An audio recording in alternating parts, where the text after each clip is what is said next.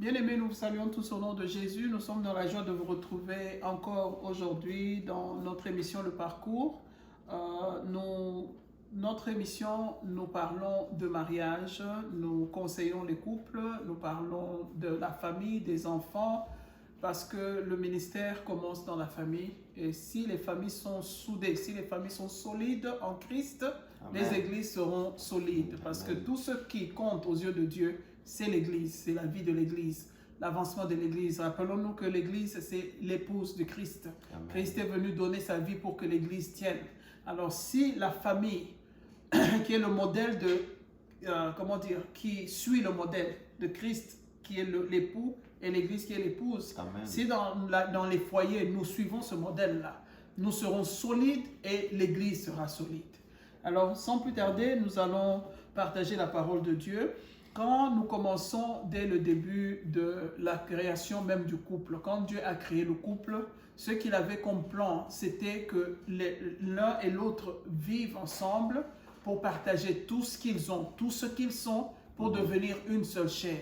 Alors quand nous lisons dans Genèse 1, dans Genèse 2 en entièreté, la création du monde, tout ce que Dieu a fait, et puis il a créé l'homme à son image, à sa ressemblance. Quand il a vu qu'il y avait quelque chose qui n'était pas bon avec l'homme, il a fait venir Ève à l'existence. Quand Ève est venue à l'existence, le Seigneur a bien précisé qu'il a créé Ève comme une aide semblable.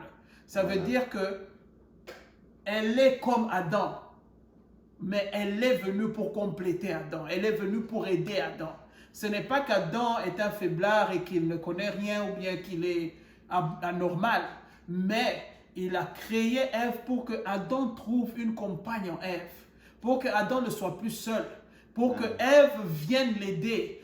Quand Dieu met l'homme et la femme ensemble, c'est pour que l'un et l'autre arrivent à combler le trou qui est dans l'un et le trou qui est dans l'autre. Quand il y a manque d'amour quelque part, que l'un comble ces manques d'amour. Quand il y a manque de leadership dans l'autre, c'est pour que l'un comble le leadership. Quand il y a manque de ceci, c'est pour ça que Dieu a créé le mariage, c'est pour ça qu'il nous a mis ensemble. Alors, sans plus tarder, je vais passer la parole au pasteur. Bien-aimés, que la paix du Seigneur soit toujours dans vos maisons. Aujourd'hui, nous allons, comme maman a si bien introduit, d'abord nous saluons tout le monde sur la TV LCC. LCC, j'allais dire ça en anglais, LCC. LCC, le corps du Christ. Nous sommes très heureux d'être parmi vous pour partager le peu que Dieu a mis dans nos cœurs et nous a confié comme ministère. Donc, le mariage. Alors, nous allons parler de mariage, un don de Dieu. Maman a déjà introduit c'est quoi le mariage et pourquoi Dieu nous a donné le mariage. Le mariage, un don de Dieu. Et aujourd'hui, nous allons nous atteler sur le premier objectif du mariage. Dieu nous a donné le mariage pour trouver une compagne ou un compagnon de vie, que nous soyons des compagnons de vie. Donc, avant même que le péché n'entre dans le monde, Dieu regarda et il vit, il n'est pas bon que l'homme soit seul. Je lui ferai une aide semblable, Genèse 2, 18. Et Dieu créa Ève, qui devient une aide pour Adam. Maman l'a si bien expliqué. Alors, pourquoi Dieu a créé le mariage? Dieu nous a créés d'abord à son image. Alors, à son image, comme l'amour fait partie du caractère de Dieu, nous aussi, nous avons besoin de quelqu'un pour être aimé, et pour nous aimer, et pour être, d'abord, je reprends, nous aussi avons besoin de quelqu'un pour aimer, et pour être aimé. Alors, nous sommes créés à l'image de Dieu. C'est pourquoi que Dieu a créé des compagnons de vie, que nous soyons ensemble. Notez que l'homme n'était pas seul, il y avait des animaux, mais Dieu a vu que cela n'était pas bon. Même la présence de Dieu elle-même a vu que ça ne suffisait pas. Il fallait quelqu'un de la même nature pour créer ce companionship, en anglais on dit, mais en français c'est pour être des compagnons de vie. Avant même la procréation et tout autre rôle du mariage, le premier grand rôle c'est d'abord être des compagnons de vie. Alors, bien-aimés, je ne peux vous dire combien cela est important.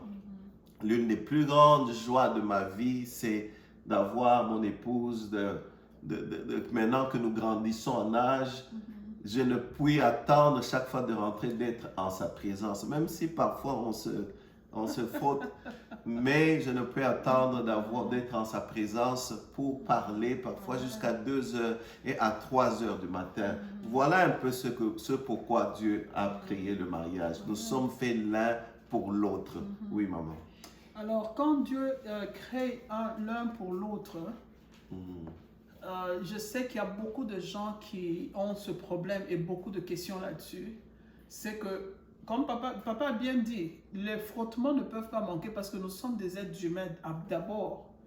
Moi, en tant que servante de Dieu, femme, d'homme de Dieu, c'est différent de vous qui me suivez parce que nous, on a une autre relation. Notre relation, c'est... Il y a des moments où tu ne peux pas te frotter à l'homme de Dieu parce qu'il y a des conséquences. Alors tu es obligé de faire avec selon la Bible. Mais en général, la femme et l'homme sont créés, ils sont mis ensemble pour faire la gloire de Dieu. Amen. C'est pour accomplir la volonté de Dieu.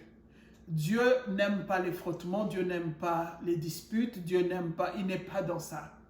Tout ce qu'il a créé, regardez, quand Adam et Ève ont péché, il n'est pas resté en train de les condamner, non. Il a certes, quand il y a un mal à adresser, on l'adresse, mais on ne garde pas des rancunes à jamais. On adresse le mal, on cherche une solution pour que ce mal-là ne revienne plus. Notre Seigneur a adressé le mal qui s'est produit dans le premier couple qui est jamais vécu, c'était Adam et Ève. Il a adressé ce mal-là, il a cherché à trouver une solution pour ce mal en promettant déjà des dispositions qu'il avait prises pour que ce mal-là ne se reproduise plus. Ça veut dire que la punition sera là. Quand tu touches un couteau, on te dit ne touche pas le couteau, ne touche pas le couteau. Tu touches mal le couteau, tu vas te couper. La conséquence est là. Maintenant, on va deal avec cette conséquence. On va essayer de soigner cette blessure-là. On va essayer de la guérir. C'est ce qui arrive quand on laisse tout le temps l'ennemi ouvrir les portes. Quand on amène nos caractères.